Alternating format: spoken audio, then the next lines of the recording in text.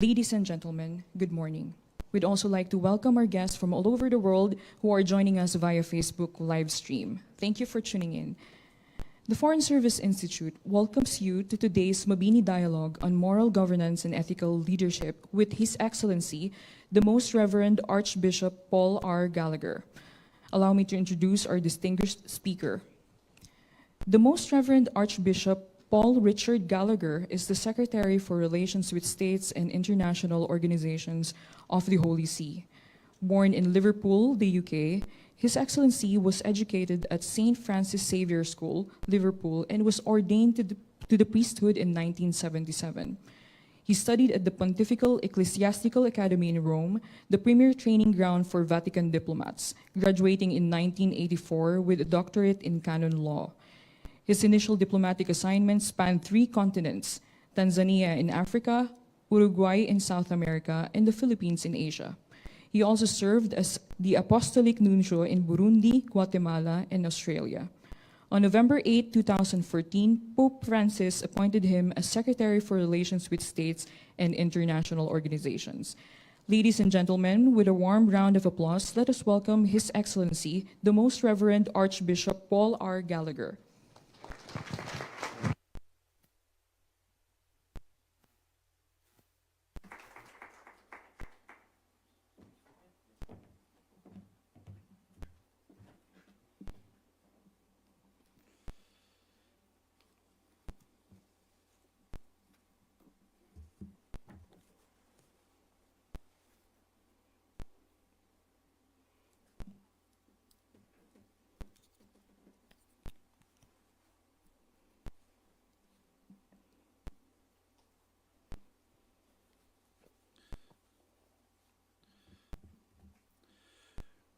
Mr.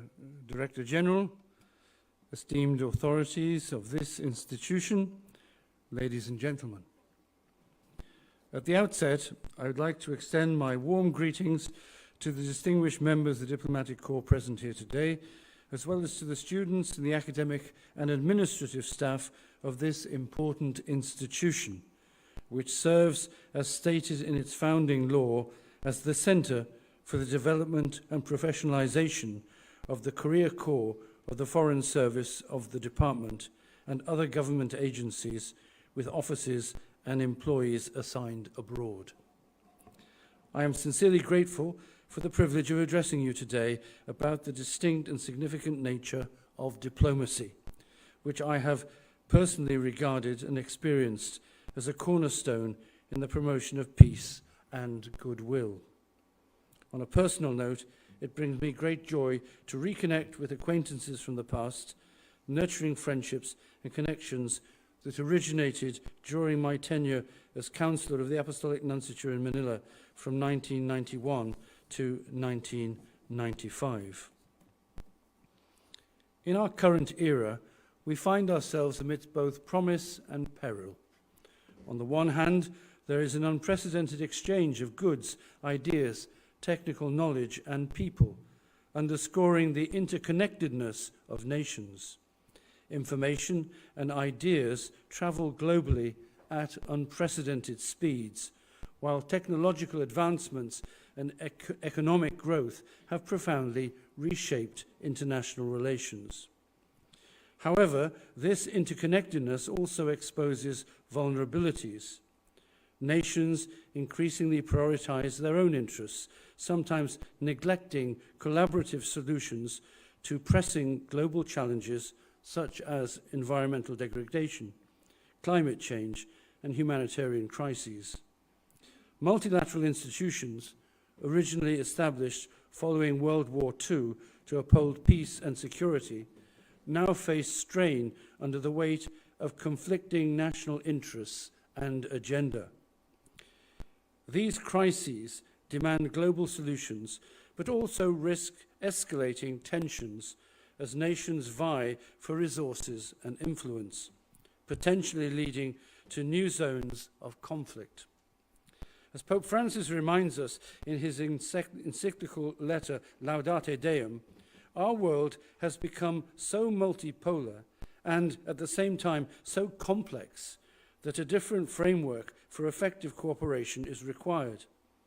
It is not enough to think only of balances of power, but also of the need to provide a response to new problems and to react with global mechanisms to environmental, public health, cultural and social challenges, especially to consolidate respect for the most elementary human rights, social rights, and the protection of our common home. It is a matter of establishing global and effective rules that can permit providing for this global safeguarding. End of the quotation. In light of these complex realities, some may question the Holy See's approach and its insistence on positive neutrality in state affairs and international relations. They might view this stance as outdated in today's world, possibly even advocating for relegating the Holy See to irrelevant obscurity. However, such perspectives overlook the timeless principles that underpin the Holy See's diplomacy and its enduring relevance in the 21st century. They also fail to recognize the Holy See's distinct role in addressing cultural and religion-based conflicts worldwide, free from territorial, political, or material ambitions. Rather than pursuing power or dominance, the Holy See's diplomatic efforts are rooted in principles that prioritize the welfare of all humanity, uphold human dignity, and advocate for lasting peace. It seeks to confront the urgent issues of our time by championing the common good, solidarity among nations, and subsidiarity. Throughout our discussion today, we will delve into the exceptional and distinctive role that the Holy See plays in international diplomacy, emphasizing its ongoing commitment to the comprehensive well-being of the human family. Firstly, the Holy See as a relevant transnational player. Embodying the universality of the Catholic Church, the Holy See occupies a distinctive and unparalleled position on the global stage. Unlike conventional states, its mission transcends temporal, political, or material interests, focusing on profound religious and moral matters that transcend national and transnational concerns. This grants the Holy See a singular and influential role in global affairs, with its influence stemming from a rich history of shaping moral policies with extensive social, political, and economic impacts through its diplomatic approach. As Pope St. Paul VI emphasized, this approach pursues the common good rather than personal gain or advantage. The Holy See's international juridical status, as articulated by my revered predecessor, the late Cardinal Jean-Louis Tauran, sets it apart as a sovereign and independent moral authority. This status enables the Holy See to engage actively in international relations, advocating for a higher ethical standard in interreactions among the various stakeholders in the international community. This moral authority transcends geographical boundaries, temporal constraints, and political affiliations, positioning the Holy See as a pivotal actor on the global stage. It consistently denounces actions that undermine human dignity, curtail freedom, or oppress people. In this regard, one of the remarkable attributes of the Holy See's influence is its reliance on moral persuasion and the gifts of the Spirit, often described as soft power. This form of benevolent power enables the Holy See to achieve results that even the most dominant global authorities often struggle to attain on their own. Its influence is subtle, yet profound in its selflessness and desire for the good of man, reaching toward the deepest values and convictions of people worldwide, and serving as a force for moral guidance and ethical leadership in a society where self-referential political power normally falls short. Naturally, it follows that the Holy See also engages in effective, often behind-the-scenes, bilateral efforts on issues closely aligned with its commitment to human rights. leveraging the influence of its extensive global network. The Holy See advances its agenda through strategic cooperation and partnerships with nations, organizations, and people of goodwill who share its dedication to fundamental human rights and human dignity. In this manner, it extends its reach, using its moral influence to promote justice, peace, and solidarity on an international scale. For this reason, the sui generis presence of the Holy See on the international stage surpasses conventional statecraft, transcending the traditional realms of interstate relations. It steadfastly maintains its independence from political alliances and blocs, choosing cooperation and peace mediation over the more divisive aspects of politics. This allows it to play the role of a trustworthy mediator, which is a paramount in addressing conflicts and fostering dialogue on global issues. By emphasizing cooperation over confrontation, as well as the ideals of solidarity and subsidiarity, the Holy See is able to build bridges where others may only see insurmountable divides. Secondly, the Pope as the primary actor on the Holy See's diplomacy.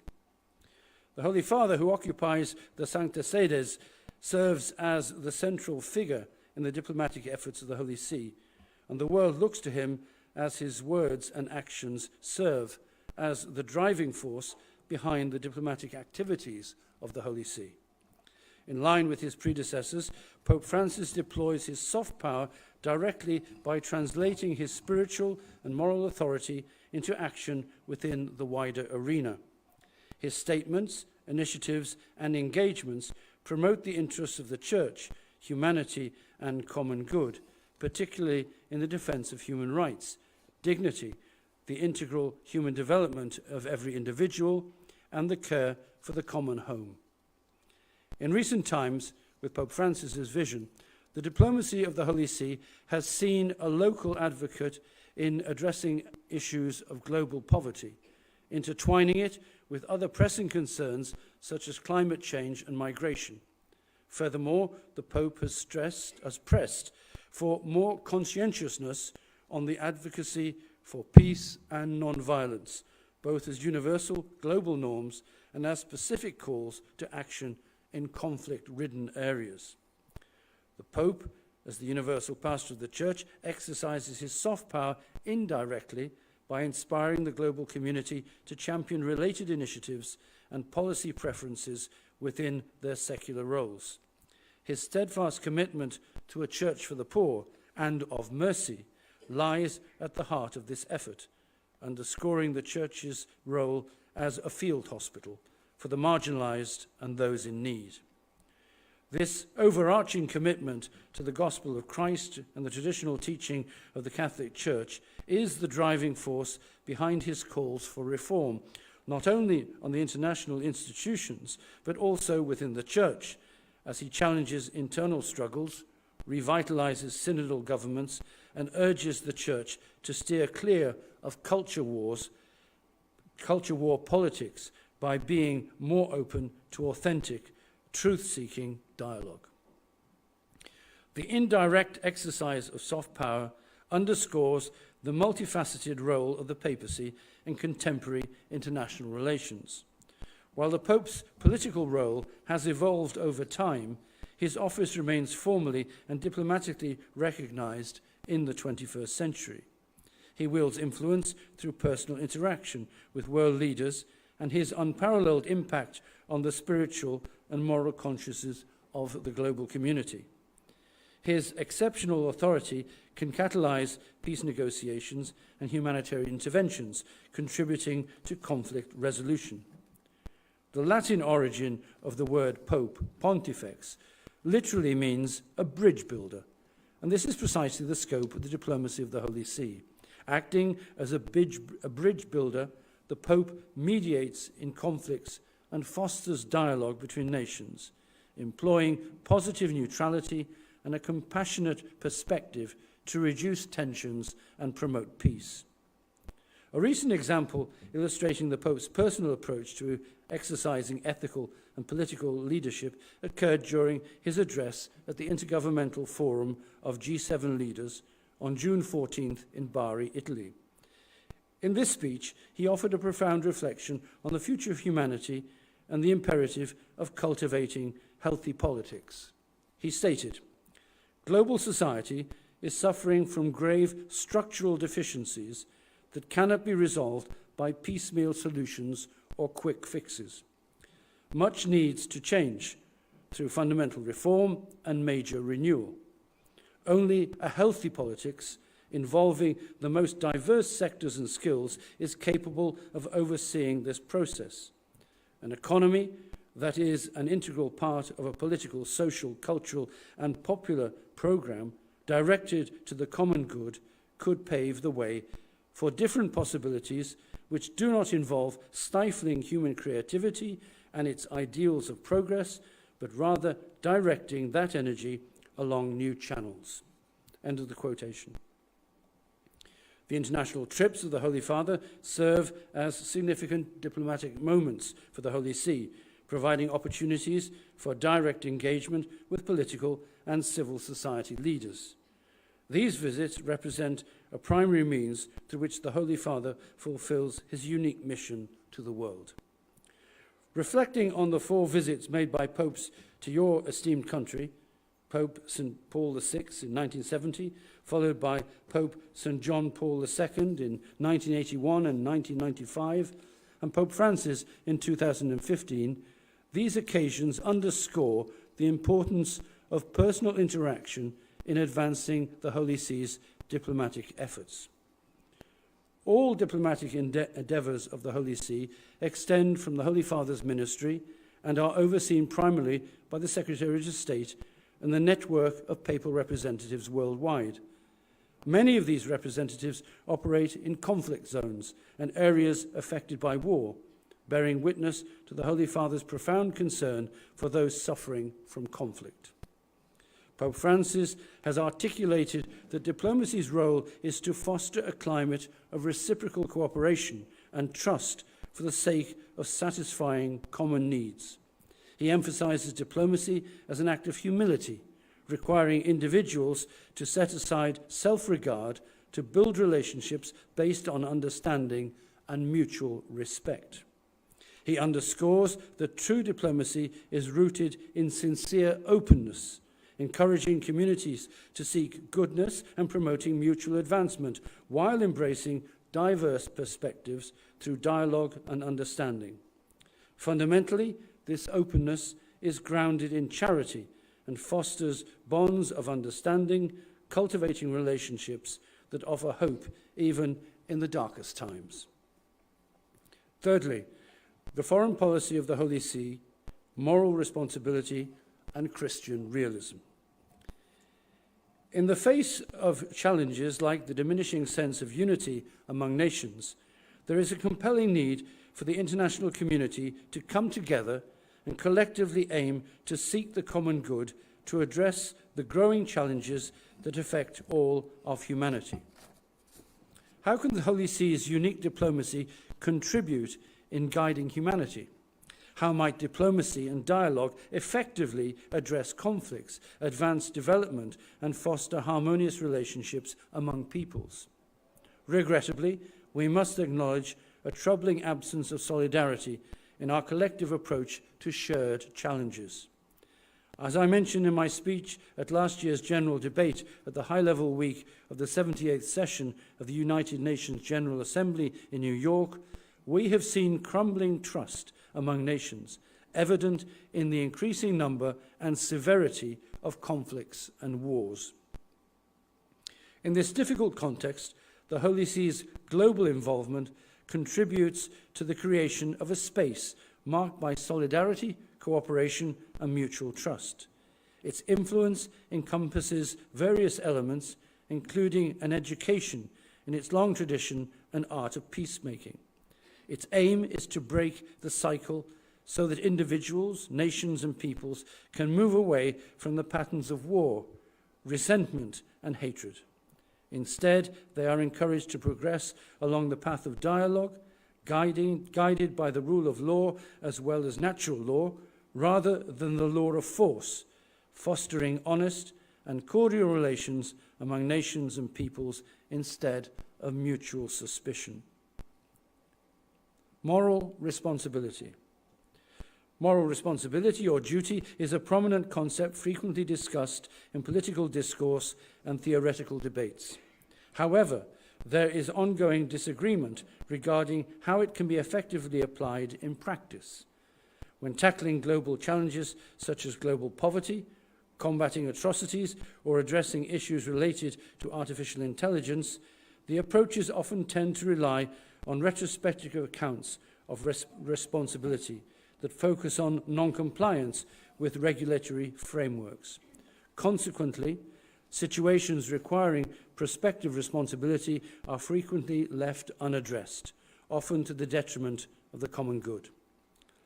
Papal diplomacy sees moral responsibility as a critical element in fostering harmonious relations between individuals and communities, both within and among nations. Once again, as the late Cardinal Jean-Louis Tron noted, its action as a moral authority aims at furthering an ethic of relations between the different protagonists of the international community. Amidst universal challenges that necessitate collective responses, diplomacy anchored in transcendent objective values and shared moral responsibility offers a robust framework. By prioritizing the well-being of the human family over individual or national interests, such diplomacy fosters collaborative and resilient international relations. Allow me to briefly describe how moral responsibility is articulated in various questions of international concern today. To human dignity and pursuit of happiness. The Holy See's commitment to defending human rights and its unwavering stance on issues such as the right to life and the dignity of every individual as children of God are central to its mission. Rooted in the belief that all people are equally loved and created by God, the Holy See advocates for the sanctity of human life from conception to natural death. This includes promoting freedom, education, social and economic opportunities, and political participation to enable individuals to live fully. By championing these rights, the Holy See not only sets a moral standard, but also sparks vital debates on the global stage. A fundamental tenet of papal diplomacy is its focus on safeguarding human rights and fostering reconciliation, recognizing these as crucial prerequisites for genuine peace among individuals and nations. Pope Francis has consistently urged humanity to acknowledge our shared fundamental values and to combat divisive forces such as tribalism, regionalism, and ethnic differences. He emphasizes the necessity of dialogue and inclusiveness, essential for the cohesive development of society. To environmental stewardship. The Holy See's commitment to environmental stewardship, exemplified in Pope Francis's encyclical Laudato Si and the apostolic exhortation Laudate Deum, places significant emphasis on the moral obligation to protect the planet and combat climate change. The current catastrophic ecological crisis, which has progressively affected many societies, presents a crucial moment for both individual and collective action, a moral duty to prevent and address the increasingly frequent and severe impacts of climate change on societies, nations, and cultures. This call by God, starting in Genesis, asks each of us to be good stewards and extends beyond mere environmental concerns. It underscores the broader commitment to the well-being and sustainable future of our planet and all its inhabitants. To combat throwaway culture. Pope Francis frequently addresses the rising phenomenon of throwaway culture, highlighting its detrimental impact on society.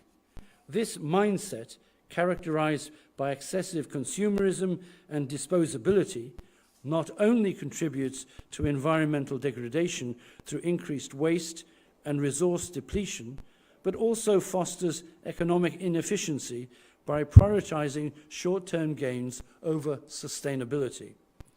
At its core, the throwaway culture diminishes human dignity by valuing individuals solely based on their utility. This attitude particularly affects vulnerable groups such as the unborn, the elderly, the needy, and migrants, often marginalizing them and hindering their integration and development within society. Pope Francis emphasizes that this mindset perpetuates what he calls a globalization of indifference, where human worth is reduced to productivity and material possessions. Moreover, Pope Francis has raised concerns about the impact of technological advancements and globalization on the workforce. He warns that while these developments can enhance efficiency, they also risk displacing workers and undermining their ability to contribute meaningfully to society, thus posing ethical challenges and exacerbating social inequalities. This same concern applies to the rise of artificial intelligence, which, if not properly contextualized and regulated, could have serious ethical implications and consequences for humanity as a whole. Pope Francis consistently calls on the international community to address this globalization of indifference and shift the world's attitude to its opposite, which he refers to as a culture of encounter. This culture of encounter has far-reaching effects on both individuals and society at large, as it involves the globalization of fraternity, a proposal to help restore a sense of shared identity as a global human family in an age of increasing connectivity, but also alienation. In this regard, human fraternity counters indifferent attitudes by crafting policies that adopt a more inclusive approach, valuing and respecting cultural differences. By doing so, an inclusive and fraternal system in the international sphere can regain credibility and effectively address global challenges, encouraging humanity to collaborate and find common solutions for the benefit of all. Diplomacy using Christian realism. These articulations of our moral responsibility are at the basis of papal diplomacy. However, these principles must not remain mere ideas, but rather put into practice in a realistic, concrete fashion. For this reason, Pope Francis continuously underscores the importance of dialogue between realities and ideas, emphasizing that realities are greater than ideas. He warns against the disconnect between ideas and the actual world, which can lead to ineffective forms of idealism and nominalism that merely classify and define without prompting action. This principle of Christian realism is also applicable to the realm of diplomacy, where the art of managing international relations is firmly grounded in the real world, addressing practical challenges and seeking tangible solutions. Realism, a school of thought in international relations, can be applied to foreign policy in service of the greater good. It focuses on key principles such as seeking a balance among nations and preventing the dominance of any one state, which could have consequences for regional and global stability. A realist foreign policy prioritizes the welfare, security, and stability of nations, creating conditions where all parties can thrive, fostering economic development and well-being. While many political perspectives emphasize realism as driven by power and self-interest, the Holy See's approach to realism offers a distinctive perspective. It does not prioritize seeking influence or exclusivity, but rather embodies a Christian realism that aims to unite communities and individuals in addressing a broad spectrum of critical social issues. In the realm of international politics, where power dynamics can often dominate, this approach seeks to strike a balance between influence and moral principles. It integrates moral and ethical values with pragmatic strategies for diplomacy that is effective and equitable, while acknowledging the inherent complexities of international relations. It navigates the global landscape by upholding truth and embodying principles of faith, hope, and charity, striving to achieve the most favorable outcome possible. While the list might not be exhaustive, allow me to highlight some examples of this realism present in the policies of the Holy See. Access to health. Pope Francis, in his January 16, 2023 address to representatives of medical professions, underscored that health is a fundamental human right and access to healthcare services should not be treated as a privilege. The Holy See consistently calls upon all parties to recognize this essential right to health while upholding human rights and fundamental freedoms, including freedom of speech, conscience, and religion. The COVID-19 pandemic revealed the vulnerability of existing healthcare systems, highlighting the necessity of establishing mechanisms to ensure the provision of medicines and adequate healthcare for all, while also respecting the cultural sensitivities and sovereignty of each country. Furthermore, in the spirit of solidarity, sharing scientific knowledge and expertise on an international scale is crucial for the well-being of the global community. Advocacy for just economic policies and equal opportunities.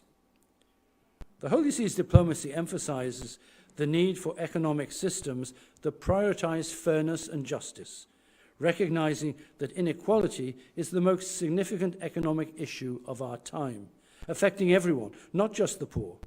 Therefore, it calls on stakeholders to understand the importance of seeking adequate mechanisms for the redistribution of wealth, the promotion of growth and cooperation for development. Furthermore, in the efforts to eradicate poverty, the Holy See calls for an integrated approach that combines monetary measures with comprehensive policies to address the non-monetary deprivations faced by millions of people at the educational, social, political, cultural, and spiritual levels.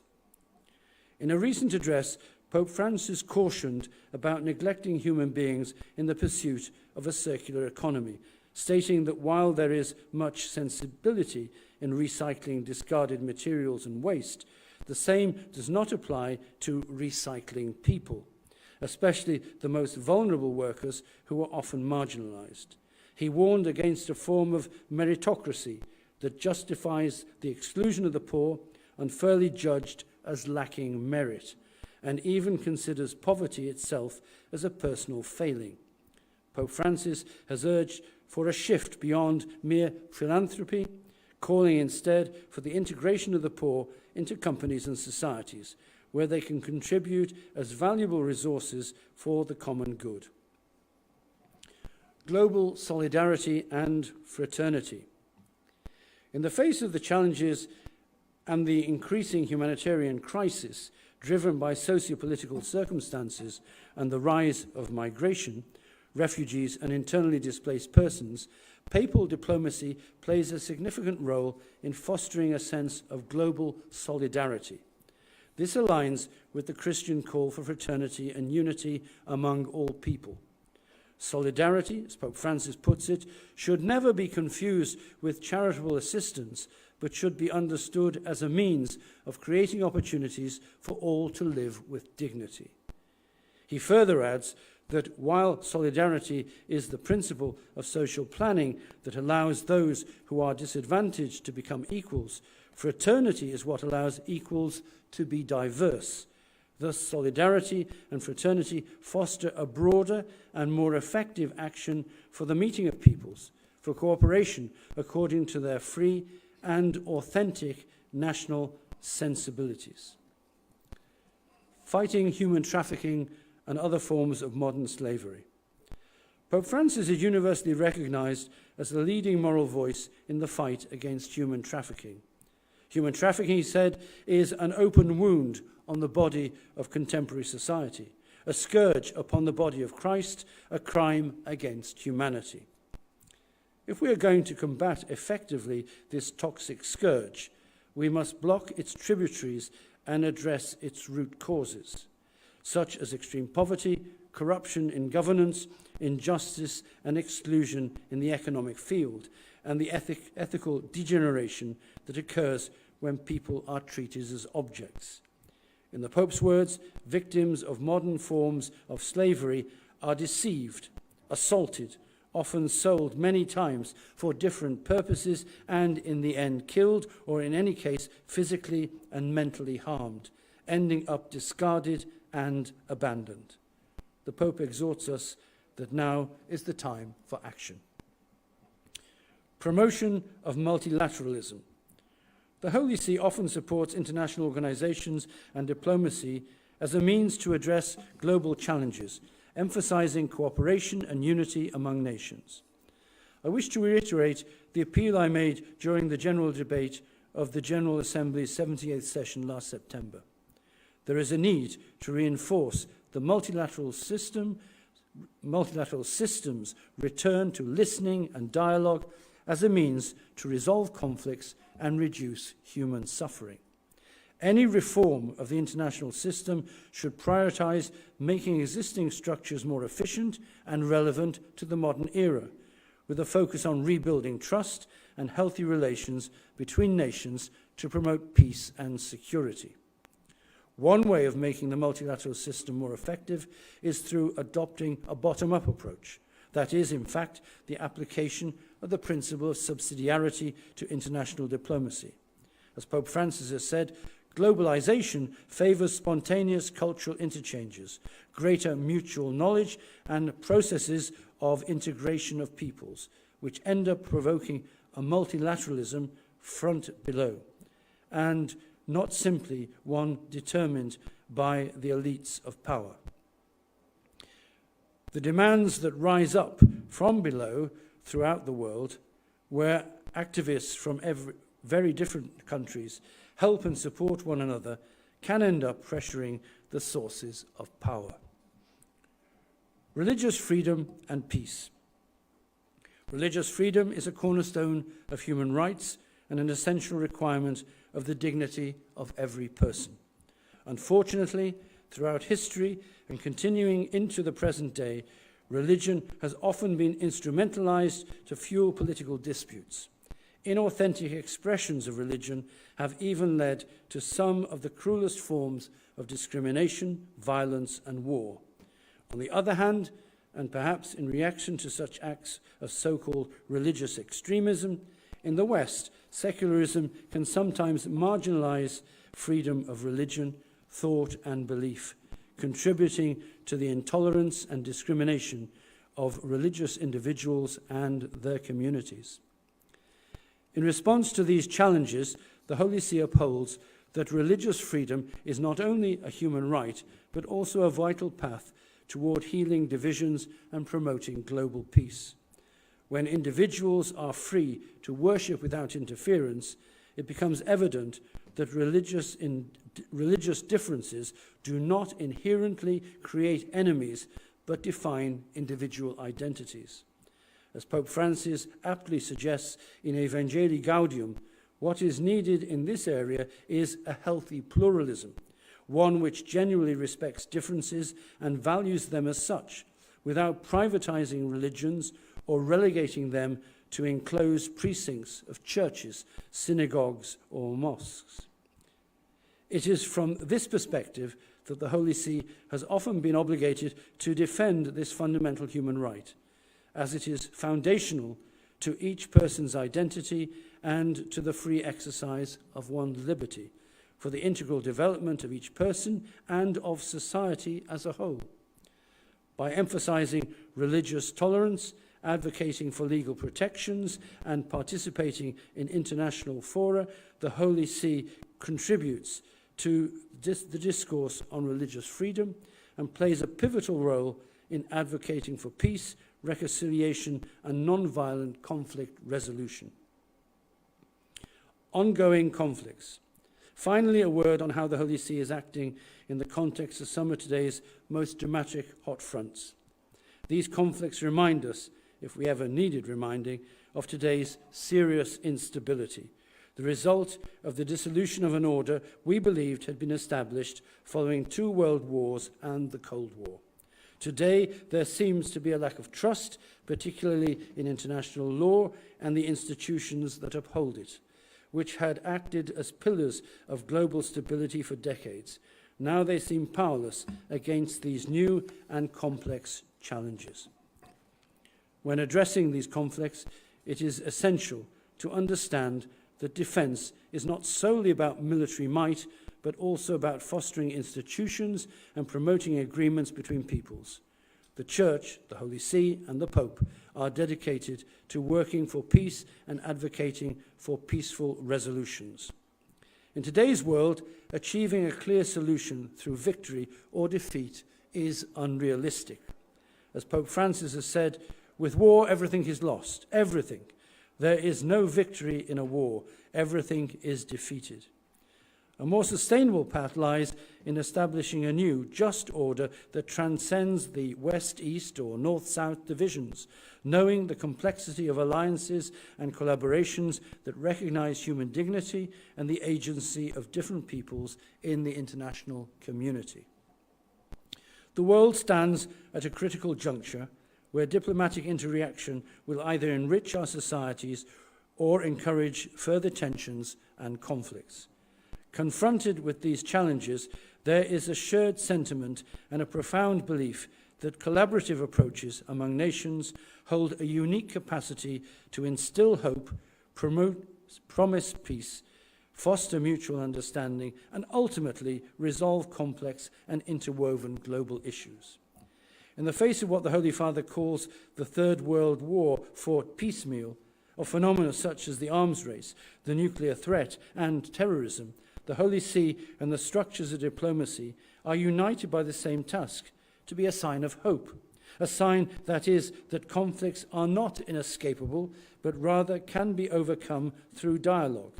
In this perspective, the specific diplomacy of the Holy See becomes an instrument at the service of human coexistence and a voice that reaffirms on every possible occasion the common aspiration to stability, security, and peace. A peace, however, that is not a mere balance of forces, but a true peace founded on justice. The foreign policy of the Holy See assumes a vital role in this context by advocating for diplomacy grounded in dialogue, bridge building, and active engagement, with a focus on addressing social concerns that bear significant political implications. While some may question why the Holy See, the Church, and the Pope immerse themselves in controversial social and political matters, I hope that today's conversation has illustrated how the straightforward answer lies in their inherent nature and calling. As articulated by the Second Vatican Council, the Church shares in the joys, sorrows, and concerns of people in this era, particularly those who are poor and suffering, for these concerns are also the concerns of Christ's followers. In this spirit, the diplomatic activity of the Holy See, as encouraged by all modern popes, including Pope Francis, seeks to embrace the world's joys and sorrows, confront challenges, and actively participate in dialogue and encounters, much like a field hospital amid a battle. Ladies and gentlemen, lastly, it is crucial to note that while the Holy See and the Church play a distinctive role, they refrain from aligning with specific political or ideological positions, so as to maintain their unique identity and influence on the global stage. To some, blending spirituality with diplomatic polity may appear contradictory, given that diplomacy is often associated with strategic maneuvering and formal receptions. However, the Holy See emphasizes a pastoral and spiritual form of diplomacy which it believes benefits the community rather than the practitioner. This form of diplomacy is an essential skill for leaders who prioritize the common good and serve selflessly. As understood in this context, diplomacy is a charism, a gift that benefits the entire community, not just the individual exercising it. This comprehensive view of papal diplomacy reveals that the Holy See's engagement aims to help the community of nations achieve significant human aspirations, such as peace between nations, domestic harmony, and the progress of each country. In conclusion, allow me to echo the sentiments and aspirations expressed by the Holy Father during his apostolic visit to the Philippines in 2015, which remain relevant as your nation confronts its own challenges. The Philippines plays a crucial role in promoting regional cooperation in Asia and shaping a more humane and inclusive society, highlighted by the significant contributions of Filipinos in the diaspora to their host societies. The Holy Father encourages Filipinos to draw strength from their cultural and religious values to foster integral human development and promote dialogue among different religious communities. He expresses hope that efforts towards peace in your country will uphold its foundational principles and respect the rights of indigenous peoples and religious minorities. May these sentiments be a beacon for you as you strive to implement a diplomacy that builds bridges, fosters unity, and promotes the integral human development of all in your country. Thank you for your kind attention. Maraming salamat po.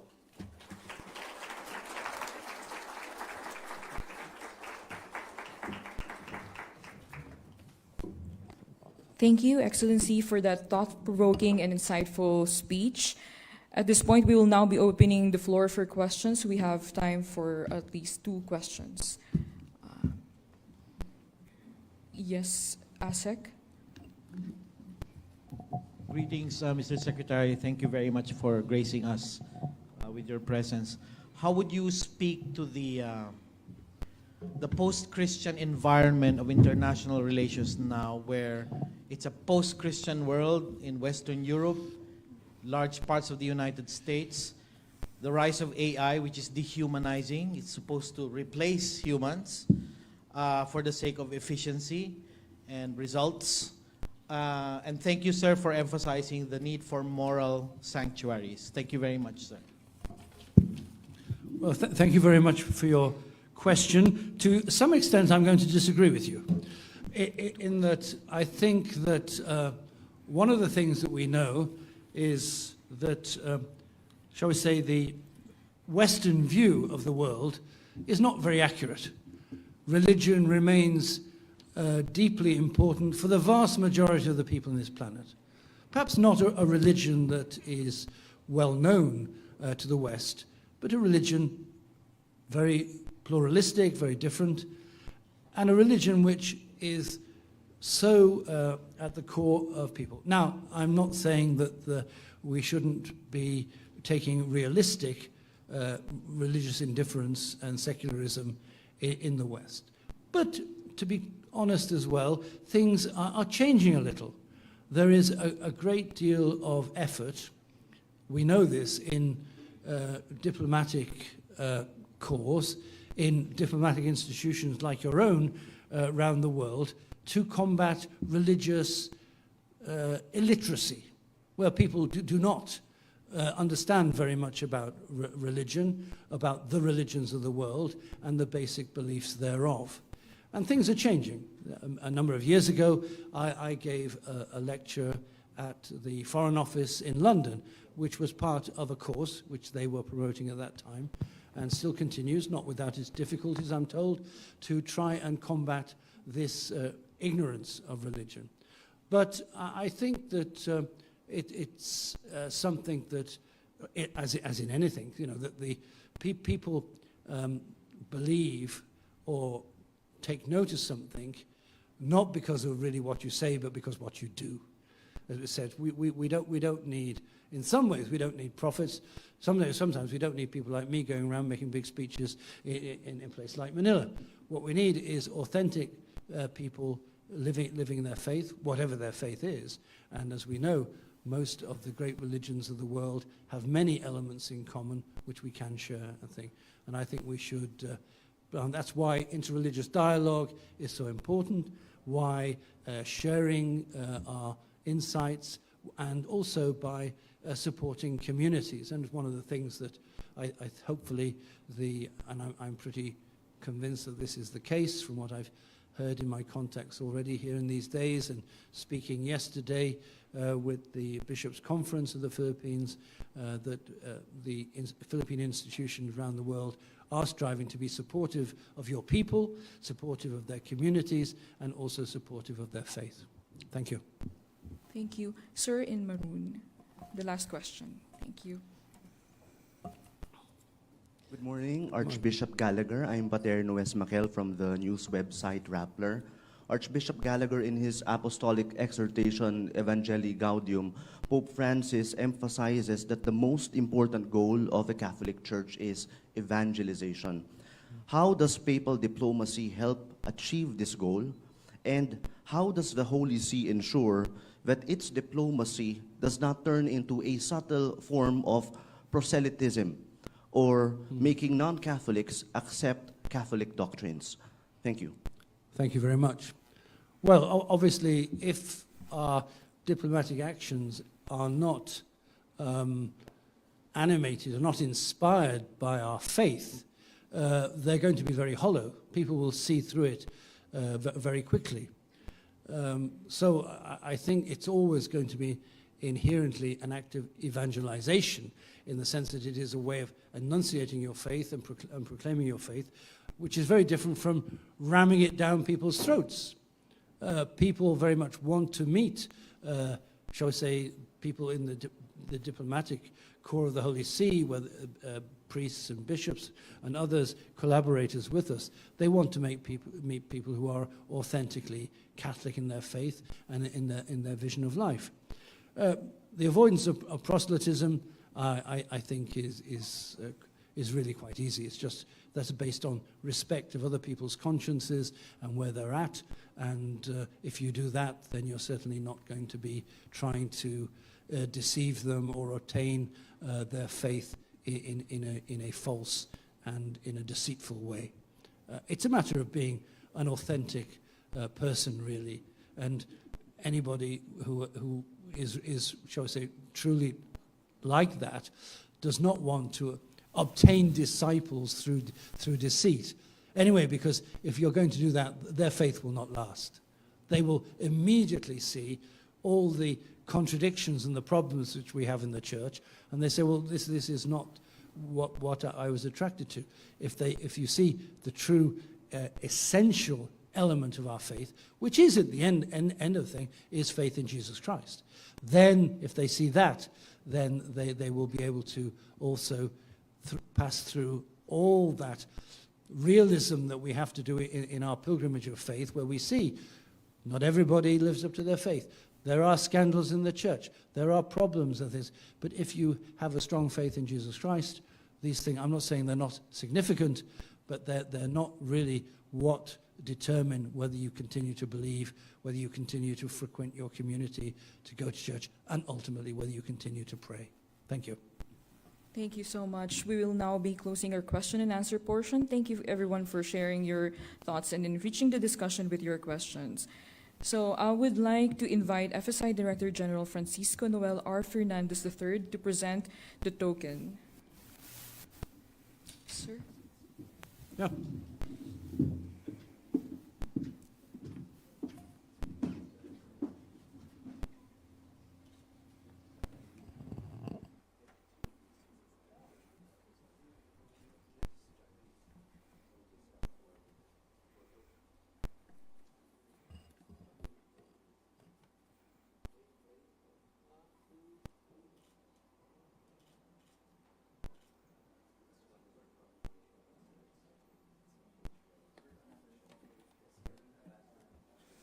Thank you, Excellency, the Most Reverend Archbishop Paul R. Gallagher, for taking the time and sharing your insights with us.